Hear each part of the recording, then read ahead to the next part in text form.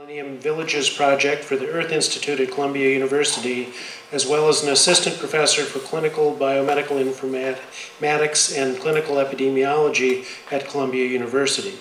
He will speak about the need for accurate and timely information regarding exposure to radioactivity in order to protect and promote public health. Dr. Kanter?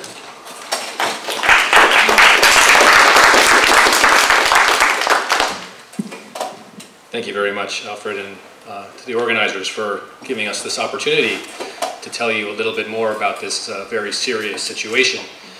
I'm going to speak a little bit about the importance of the Fukushima accident and the prior nuclear accidents to our understanding of public health and safety in this country. You've heard some extremely concerning remarks about populations in Japan and the risks for Japan, and I in no way want to minimize those concerns. And I hope that our brothers and colleagues working in Japan feel our support for them in this very important work. Today, or actually just at the one-year anniversary of this terrible accident, Physicians for Social Responsibility released a report about the Fukushima accident, Still Dangerously Unprepared. PSR has actually been around for 50 years now, and we began our activities with the issues of nuclear weapons and the dangers of a nuclear war. And since then, we've focused on the gravest threats to human health and survival on the planet, including nuclear power, as well as climate change and toxic degradation. The amount of education that has permeated the public about these issues has not been sufficient, and we have been trying to advocate along with our Japanese colleagues to make this information more public. You've seen some of these descriptions already, but just to repeat the key findings, that the 10-mile exclusion zones that are currently dictated for evacuations around nuclear reactors in the case of accidents by our Nuclear Regulatory Commission have clearly been proven to be insufficient. So not only have we seen that the evacuation zones, even in the 20-kilometer range in Fukushima, have been insufficient, but that radiation has traveled far beyond just the areas that we've already seen. This actually, I don't know if I can click the space bar just to see, just the space bar. No, all right. So actually what I was going to do, this is a simulation actually of the plumes that actually were measured by the actually the Comprehensive Test Ban Treaty Organization, which monitors very carefully releases of radiation across the globe as part of that not yet ratified test ban. But what this would have shown really is that over the period of the major releases, atmospheric releases, that most of the plume sort of moved out over the ocean. Only for a couple of days were there a slight amount of back over the Japanese mainland. So the numbers that you're seeing, these very high numbers that were shown in these other graphs, actually represent a tiny proportion of the amount of radiation that was actually released. Most of it actually extended out over the ocean. And there continues to be released of radioactive material into the ocean, not only from the steam and continued, the exposure of the reactor cores and fuel pools, but that the millions of gallons of water that are being continuously thrown on top of those reactors that are now outside of their containment needs to go somewhere. And we're constantly hearing reports about that leaking back into the ocean or into the groundwater. They're unable to keep up with the storage of this water, and we can anticipate that for many, many years, we are going to be generating huge numbers of gallons of water that have to be kept out of the environment. Oops. Just as a comparison, the reaction and the release of the radiation in Chernobyl actually produced large areas of exclusion. About 6,000 square miles around the Chernobyl plant is a permanent exclusion zone for the general population. And there, as I've mentioned already, that there are many areas already outside the evacuation zone within Fukushima that have the same levels of contamination. But as you can also see, is that there's another area up to 600 kilometers away from the Chernobyl accident where the land also has to be permanently excluded because of contamination. So these types of hotspots that you were seeing in Tokyo and around outside Fukushima are not unusual. So again, the notion that there can be a small exclusion area around nuclear power plants in the case of accident is clearly insufficient to protect the public health. So as an example, I wanted to do, repeat for those of you who haven't seen this, the Japanese government actually ran a series of simulations called SPEEDY at the time of the accident that actually closely approximated the release of radiation that was anticipated from the Fukushima accident. Now, of course, this was not made public at the time of the accident, and only now do we know that the amount of contamination that was likely released. We did a similar type of simulation using slightly different software to do this kind of analysis of what would happen in the case of a similar kind of accident here in the United States. And we used the Braidwood reactor that's outside of Chicago, Illinois. That's the Great Lake there. And what you can see is that if there was a significant release of, or loss of coolant, a major release of that coolant, of the radiation in the core, that it extends far beyond just the 50 miles. And as a matter of fact, up to 200,000 people would be exposed to enough radiation to make them sick, and of course, many thousands would die. Again, this would have happened in Japan if by chance the wind had been blowing the other way. This was an extremely fortunate situation where the vast majority of this in Japan of the radiation was released over the ocean. Even here, which we use this the EPA Protective Action Guideline area, which is the orange, shows that the amount of radiation exposure to all the way out to 200 miles away from the plant would be exposed and require evacuation. We did another analysis on what that would actually mean, because sometimes we think, oh, well, these people can just leave, why not?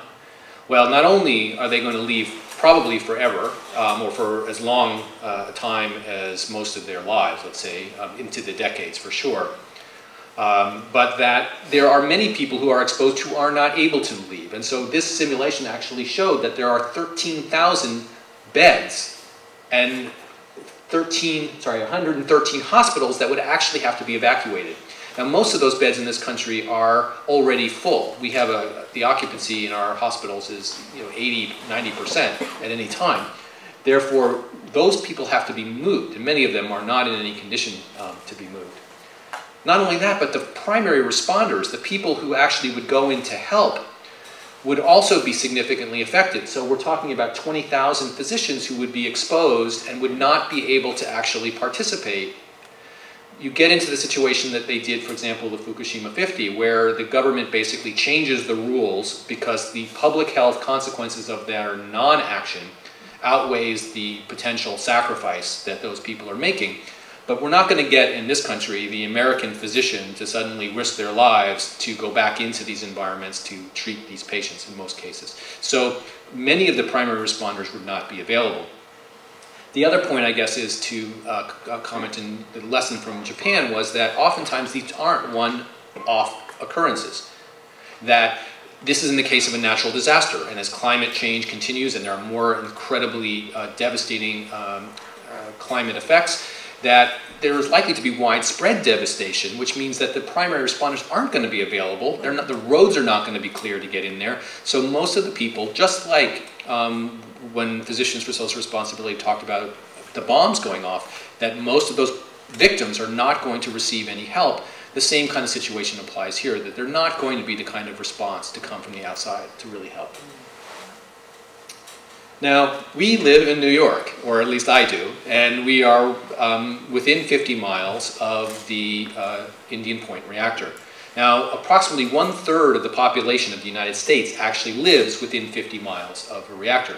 Now, the director of the Nuclear Regulatory Commission recommended during the Fukushima accident that any Americans who live within 50 miles should leave. That same recommendation is not yet made here in the United States or by the Nuclear Regulatory Commission, but if you did that, you can see that it's really hard to imagine that in this area, 17 million people fall within that circle around the Indian Point reactor.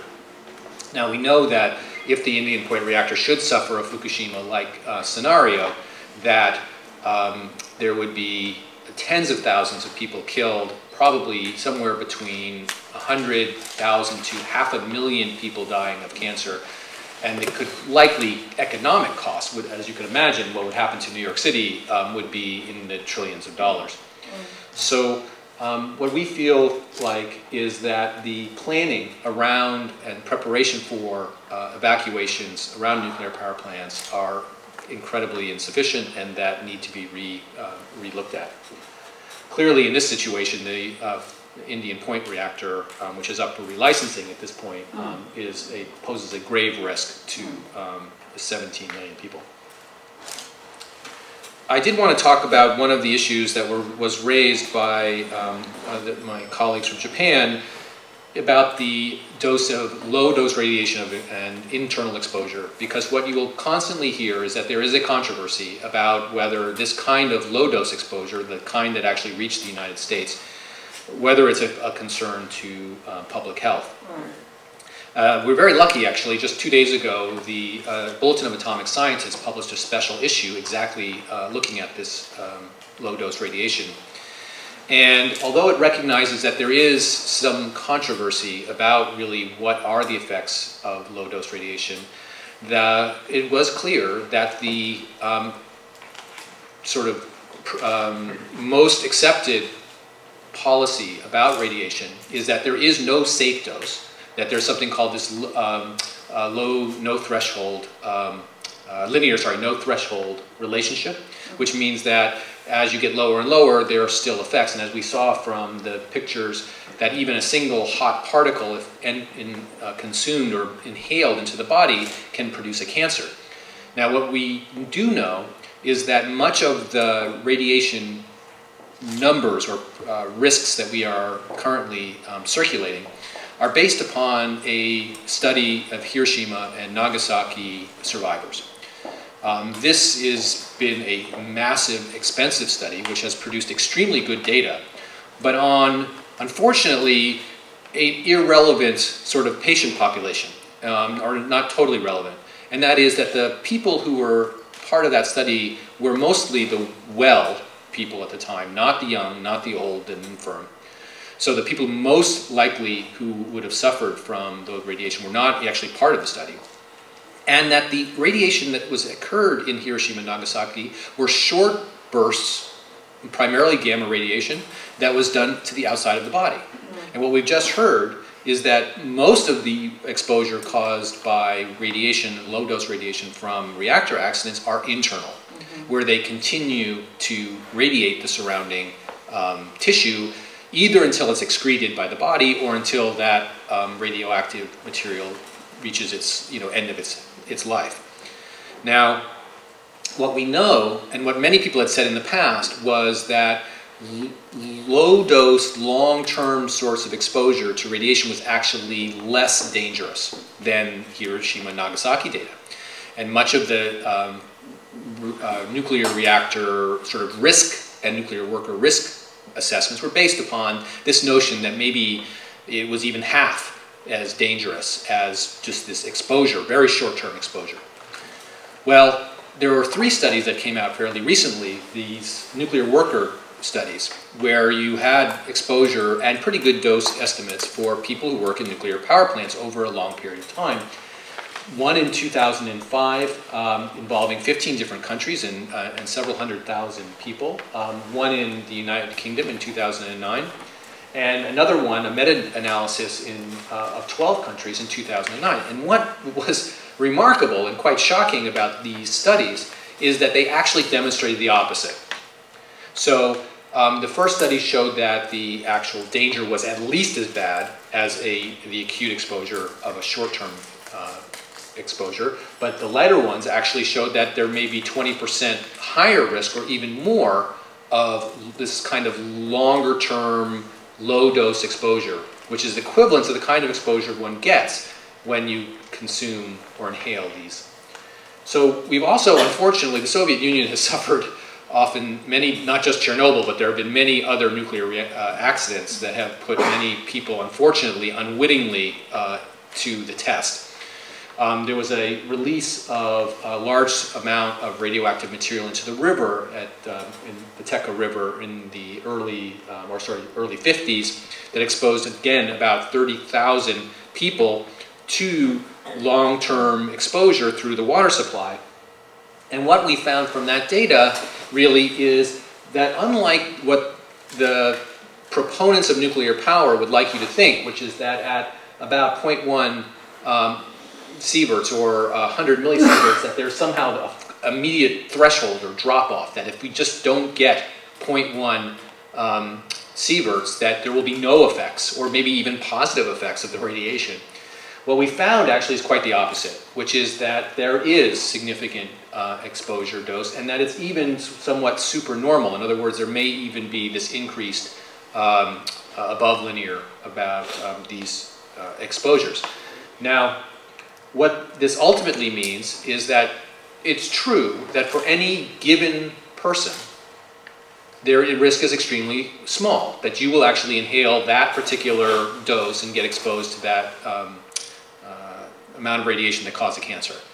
But what it means, though, is that if you take that low dose and expose a large number of people to that dose, that there will be a measurable effect. There's not going to be like a threshold. If everyone had less than 0.1, that there would be no cancers. No, there will be, approximately one cancer for every 1,000 or every 100 people who are exposed to that amount of radiation. So if you expose 100 people, you're going to have one cancer related to that, fatal cancer related to that exposure. So I think that what we have to recognize here is that radiation, no matter where you get it, is harmful. We take risks all the time for medical reasons to expose ourselves to radiation. We do that because we think that the benefit of that radiation outweighs whatever risk it might pose.